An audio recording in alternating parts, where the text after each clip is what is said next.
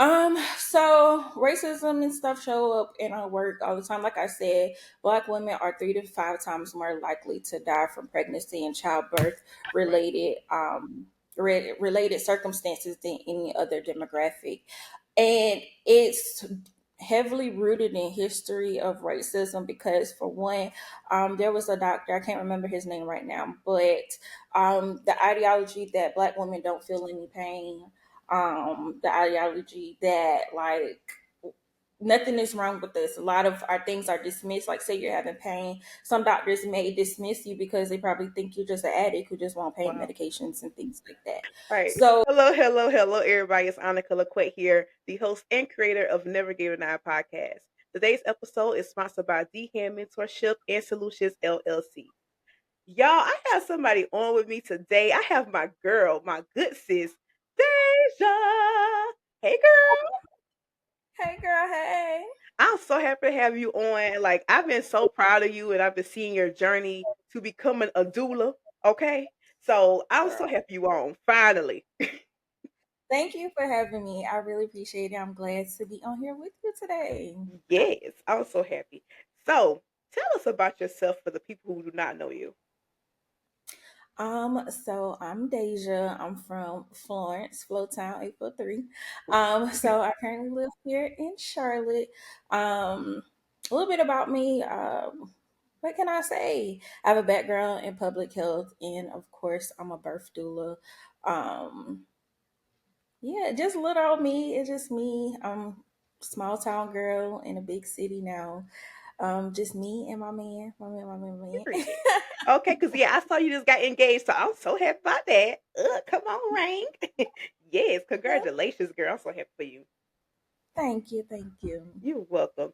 So, okay, so speaking of being a doula, what Mhm. motivated you to become a doula, and how was that purpose evolved over time? So I've always been big into like health and stuff. Like I said, my background is in public health. And when I first did grad school, first I'm in grad school, yeah, but when I first did grad school, I started doing a lot of like research and stuff, and I got an interest into like maternal health, specifically in Black maternal health, and just seeing like the disparities, just in the Black maternal health world. And it's just like, we're such a rich country. We have so many, technology, so much technology and education and stuff, and for the numbers to look like how they are for Black women, us being 3 to 5 times more likely to die during pregnancy and childbirth Yep. than any other demographic. It was just like, hold up. Hmm. And then just from my personal experience, in 2019, I was pregnant, but I did lose my pregnancy, and a lot of that, not pointing blame, but blame of just not feeling like being heard and stuff of like just the different concerns that I had through my journey. And I know how I felt, being alone. But I have my family and friends and stuff like that. But like when you're in the office alone by yourself and then something happens and you hear those words like, I'm sorry, there's no heartbeat or stuff like that, and all the things that go through your mind and the blame that you have on yourself, like what is it that I could have done more? Like, could I better advocate for myself? What if I would have changed doctors that would actually listen to me? So just having the personal experience on top of just like schooling and education and just learning these things, that is what really drove me to become a doula. When I was in college, I said I was going to be a doctor. I was going to be an OBGYN. But I did one little mentorship thing and I said, oh, med school is not for me. But I still always had like that passion and that just drive to want to do something like within the health field. And I've always had like a passion for like babies and moms. And when I found out about what a doula was, I was like, ooh, I can pair not only my education, but my personal experience and be that person that's not necessarily on the clinical side of things, but still have some knowledge of that things so that I can give whoever my client is or birthing person that I'm working with that knowledge and information so that they can make the best informed decisions for their care, and for them to have that advocate and that person to make their feelings feel valid, and give them that push to let them know, like, trust your body. Nobody knows your body like how you do. Like, you're the expert of your body. We put a lot of our trust into doctors because of course they go to school for these things and they know a lot of these things that we don't know, but nobody is an expert of yourself and how you feel like you. So just giving and amplifying the voices of the people that I work with to let them know, like, you have a voice and you have a say in like your pregnancy journey and the things that you go through. So don't ever feel like you're minimized and the things that you say aren't valid. They are valid. Um, and yeah, that would kind of drove my work into becoming a doula. That's good. First and foremost, thank you so much for sharing that with me today about your loss. So, my condolences for that. And also, Thank I see that that situation amplify who you are today.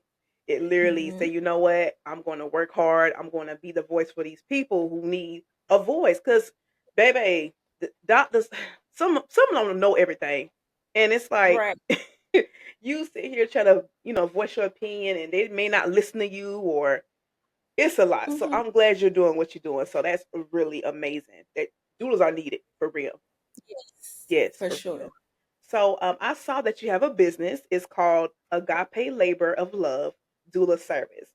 So tell us Mhm. about your services that you offer and who do you serve?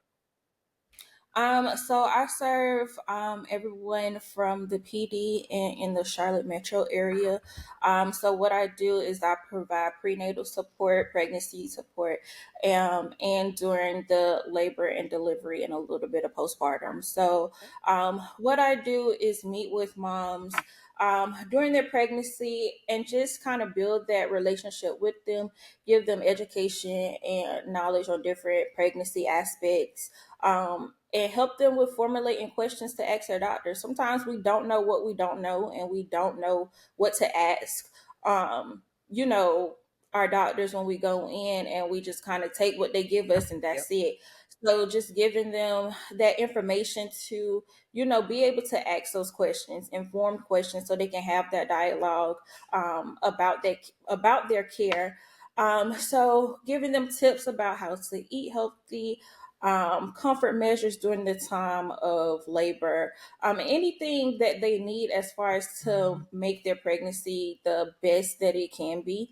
All pregnancies is different, and you can't say that everybody's going to have a perfect outcome. We pray that that is so, but when you give people, empower people with the knowledge and education that they are able to make those decisions and stuff like that. So that is the purpose of what a doula does, what I do, being there during your labor, being there, Mhm. turning you around, switching you positions, being at your every beck and call, whatever you need. That is what I'm there for. Not only you, but your partner, whoever is in there with you during your laboring process, to make it as smooth as possible, and to also make sure that your needs are being met and your wishes are being honored. One thing that I do with all my clients is work on what's called a birthing plan. So your birthing plan is basically like the roadmap of what you're saying.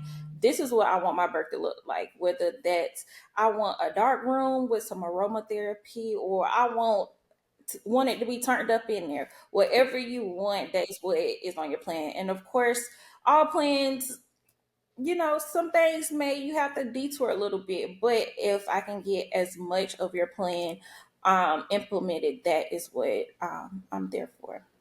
That's good. Yeah. I'm saying very much so needed. Yes. I like Yes. that. Okay. So, all right. Birthing is a deep and emotional, spiritual experience. How do you Mhm. hold space for, such vulnerability while staying grounded yourself? So one thing that for to keep myself grounded, one thing that my preceptor, Miss Virginia Greider, I love her down. One thing that she always tells us is to check yourself before you enter a room. Mm, Sometimes when we go into spaces, we bring all of our stuff in there, and if you're a person who have experienced pregnancy or even if you had a successful pregnancy, you know, a lot of times when people talk about birth, it's like they say it's like the most horrible thing as far as the things, and we bring that, you know, in that space. So checking myself before I enter that space, because like you said, it is such a sacred and vulnerable space in there, and you don't want to bring your stuff into somebody's you know, space, because that is such an intimate space, and only people who are coming with like positive energy and positive vibes are what's needed in there. So I always check myself before I get in there.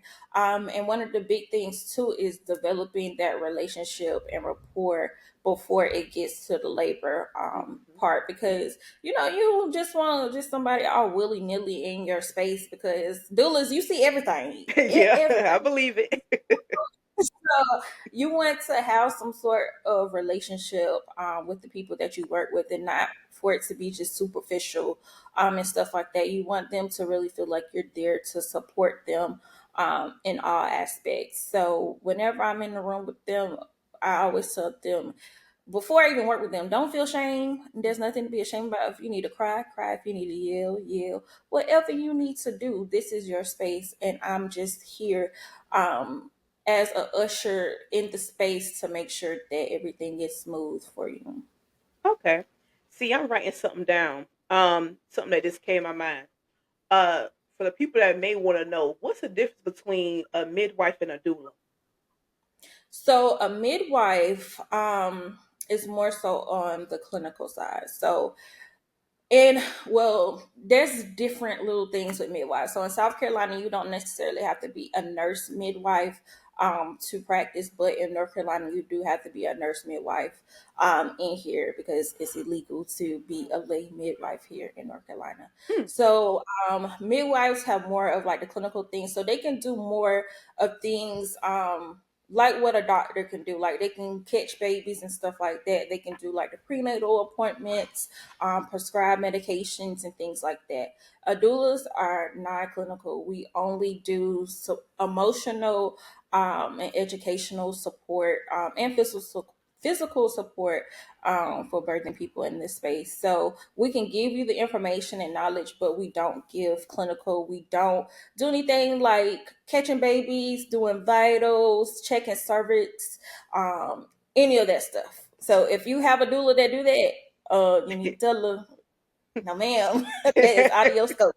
Ooh, okay. So, like, did you have to get like a certification to be a doula? So there is a training to go through as a doula. So I'm trained under DONA, which is like one of the national training organizations. So that is where you usually do a workshop to get the basics and stuff of like being a doula, and just getting the basics of like what you do in that space. But what I would tell people, and different organizations, training organizations offer different things and train in different ways and stuff, and have different requirements. But I always say being a doula, it requires constant learning and constant education and knowledge, because the birthing world is ever evolving. And so there's always something new and different. So don't just go to a training and think, okay, that's it. That's not for me. Like, I'm a doula, you know, Right. stuff like that. Like, you have to continue on getting that education, read books, and stuff, and just stay up to date on everything that's going on like in the birthing world, because when you don't do that, you're doing a disservice to your clients, because you're not meeting your full potential and giving them the optimal level of, you know, just being a doula. So I say all that to say, yeah, there is a training. I actually just went through a more extensive training where I got trained in a hospital. So you know, learn working with the preceptor, working in the hospital and things like that, getting acquainted with doctors and nurses, and just seeing like from their perspective of like how they feel the needs of the doula meets, you know, with them and things like that. So I always say, yeah, there is a training, but you need to always be a continuous learner in this field. Okay, that's good. So, speaking of people finding their voice, how do you help birthing people find their voice, especially in the medical environment, where people feel unseen and unheard? Tell me about that. So I basically just one thing I'm big on is affirmation. Sometimes we don't trust ourselves Hmm. and trust like what we know. So just giving them that, encouragement to let them know, like, more than what you think you do. Yep. And like I said earlier, like, we are the experts of our own body. Like, yeah, a doctor can give us the clinical, reasonings and stuff like that, but we know what's going on. And if you feel like you're not being heard, it's okay to go to another one. And if you don't feel heard about it by from them, go to another one. Go to people where you feel like you're being heard and noticed. I don't ever want to go into a doctor's office and I'm only seeing the doctor for 5 minutes and that's it. Like, it's in and out. You haven't touched me or Mm. nothing. Like, you don't know, what's going on. It's no type of, rapport with them. And like I said, just giving them that education. Like, a lot of people don't know these things. They don't know how to look up certain things. Right. They don't know what to ask or what to look for. So just giving them that knowledge, even if that's something that's not relevant at that time, maybe it'll be relevant later on, but just giving them a vault of just information for them to keep for their reference, so that whenever it is time that they have those questions, or they feel like something is wrong, they are comfortable enough to, make their voices be heard and their concerns to be heard. That's good, and I'm glad you point that out. Seeking multiple doctors until you find your answer. Yeah, people I Mhm. feel like are more scared to seek more help because they don't want to like make the doctor mad. I don't know what that could be. I don't know, but It's yeah. a lot of that is intimidation because, Mm, when we look at doctors, when you think about it, we put them on a hierarchy. Like, okay, they went to school for all this, they got all the money, so they know more than me. I don't know anything. And sometimes some doctors can give off that vibe for people that makes them uncomfortable. And that's not all doctors. Like, I've seen doctors, and I've had a doctor where she literally took an hour with me in wow. there going everything and having conversations. So it's not all doctors in there, but you just have to find that doctor that meshes well with you and you feel comfortable with doing so. And also, like, in the Black community, there is so much distrust with like the medical field because of just like history and stuff of just like things being done or whatnot. So it's kind of hard to it's always like a bumping heads because it's Hmm. hard to kind of break away from that. So it's just important, like I said, going don't be afraid to switch out doctors. It's okay. Y'all don't have a contract. It's all right. Right. It's Okay, so anybody listening, make sure, yeah, switch them doctors if you don't feel comfortable. Yeah. So I totally agree. So my next question is, how do cultural and systematic challenges like racism, classism, medical bias show up in your work? And how do you advocate within those spaces? So racism and stuff show up in our work all the time. Like I said, Black women are 3 to 5 times more likely to die from pregnancy and childbirth Right. related related circumstances than any other demographic. And it's heavily rooted in history of racism because, for one, there was a doctor, I can't remember his name right now, but the ideology that Black women don't feel any pain, the ideology that like nothing is wrong with us. A lot of our things are dismissed. Like, say you're having pain, some doctors may dismiss you because they probably think you're just an addict who just want pain Wow. medications and things like that. So it's and a lot of that are still taught about things. When you think about some of these things, that's not that long ago that these instances has happened. We're not, too far from, Jim Crow era and things like Yeah. that. Even seeing what's going on in our society today and, how we're treated, it's like it's there. So in order to break that down, like I said, education is key.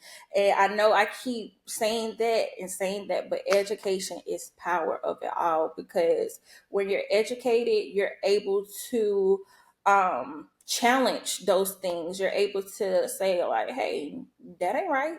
Okay. What you doing? Like, to me, a lot of people like say, you have an instance at a hospital or something, or with a doctor's office, there's a process you can go through to express your grievances and stuff like that. If you Mhm. feel like you're being mistreated or discriminated against or anything, there is a process at every hospital, every doctor's office that you can go to express your grievances, and there are investigations that are done. But a lot of people don't do that, or they're afraid of like things like retaliation Yeah. or things like that. But things can be done anonymously. But just giving people their power back and letting them know like your voice is valid, giving them the knowledge and education in order to challenge the different racism and things like that, and systematic barriers that they are. Yeah, I totally agree. And I've heard of that statement often, that black Hmm. women don't feel pain. They're more stronger than everybody else. I'm like, but we still hurting though. What you mean? Like, Right. Like the trope that black women have to be so strong, and like you have to, like, you can't ever be weak. right. I want us to throw it out the door. Throw that out the door. Mm, And don't ever feel like you have to be strong. I know a lot of times we put on a strong face because it's like, all right, if I break down, then what? Like, who's there mm-hmm. to like pick me up? Like, what's next? But it's okay to take off that cape. You don't have to be Superwoman. We don't have to come to the rescue for everybody and for everything. And what that takes is building that social support with one another. If I'm breaking down, Annika, can I come talk to you? I And just need this can. you okay? Just being available for one another and just taking things serious. When people express those things, and people express their things differently, so not judging them, just being open Yeah, with it.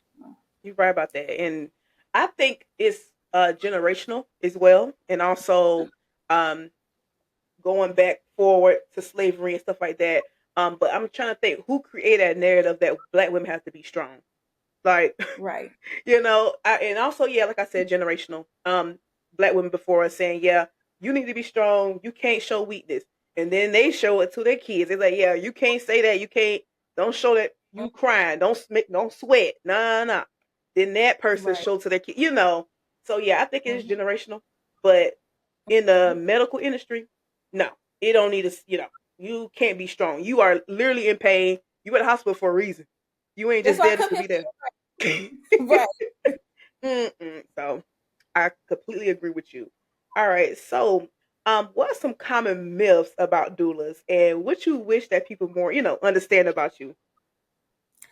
So one common myth about doulas is people think we catch babies, and I'm gonna emphasize that again. I do not catch babies.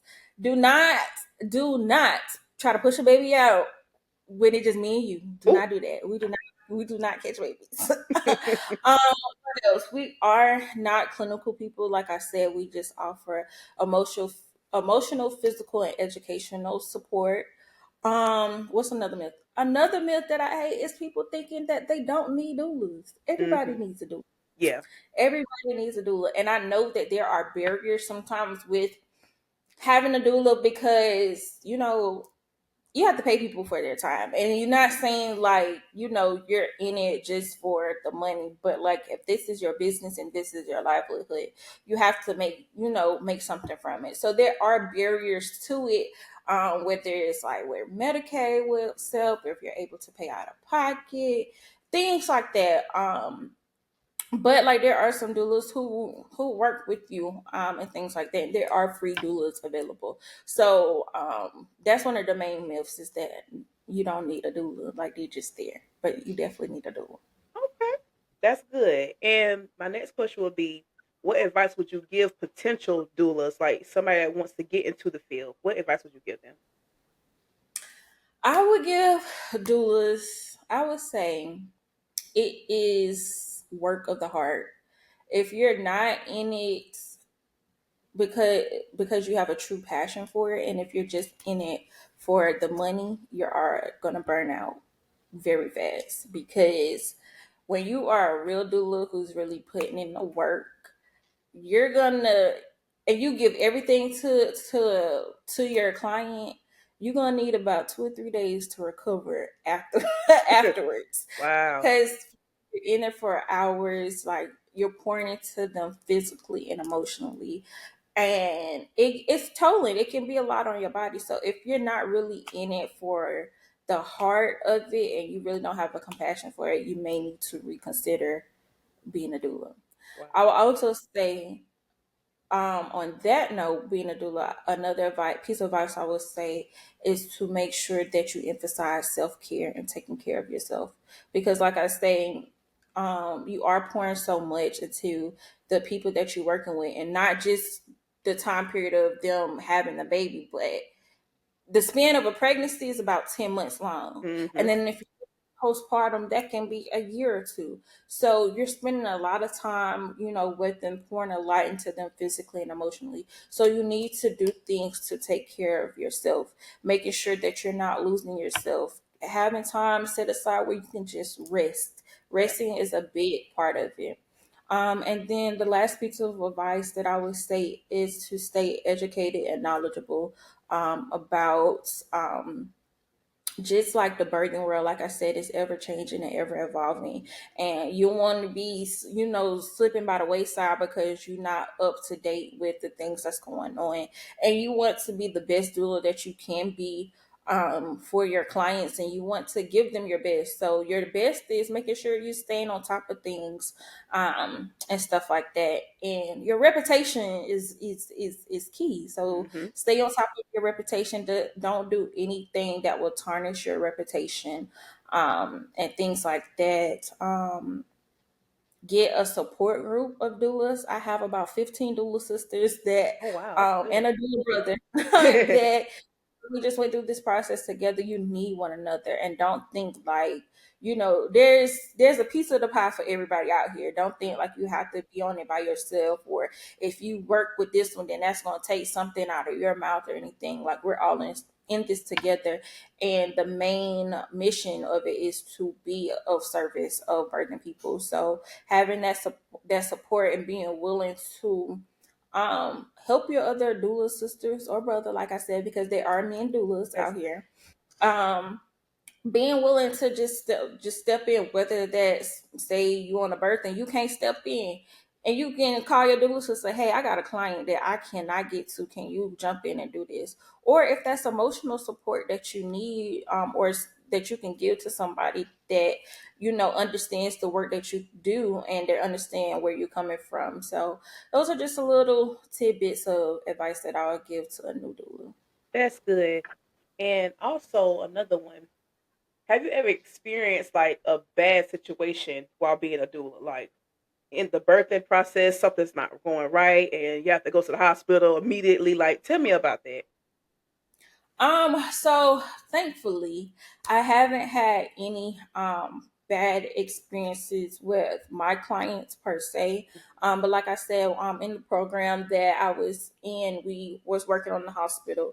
And we are on the unit and things like that. And one of the nurses had a mom where it was literally, we did not know if she was going to make it, Mm, afterwards and stuff, because there was so many complications that went on.